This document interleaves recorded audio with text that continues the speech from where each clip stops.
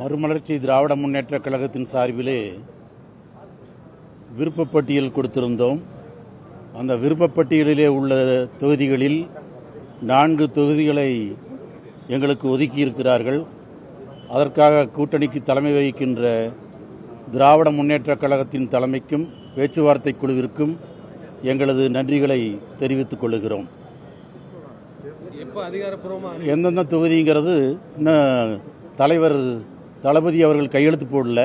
கையெழுத்து போட்டதுக்கு பின்னாடி அவரே உங்களுக்கு அனௌன்ஸ் பண்ணுவாங்க.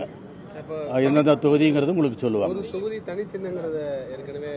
ஒரு தொகுதியில் தனிச்சின்னத்தில் நிற்கிறோம். 3 தொகுதிகளில் உதயசூரியன் சின்னத்தில் நிற்கிறோம்.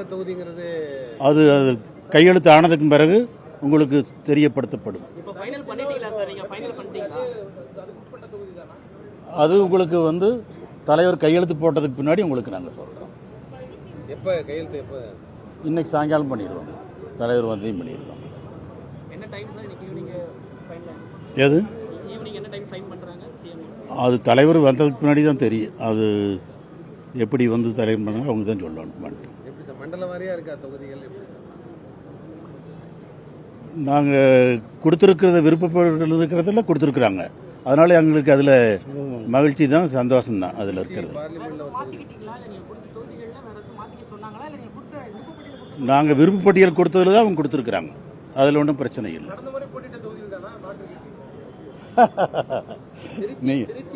நீ எந்த தொகுதிங்கிறது உங்களுக்கு இன்னைக்கு சாயங்காலம் தெரிஞ்சிடும். திருச்சி பாராளுமன்றத்தில் தான் அவர் துறை வைகோ தனிச்சின்னத்தில் நின்று வெற்றி பெற்றாரு. அந்த பாராளுமன்ற தொகுதி கீழே ஒரு தொகுதி வேணும்ன்றது மதிமுக தொண்டரோட விருப்பமாக இருந்ததுன்னு சொன்னாங்க. அதில் உங்களுக்கு கிடைக்கிறது எங்களுக்கு 234 தொகுதிகளையும் போட்டி போடுறத விருப்பம்.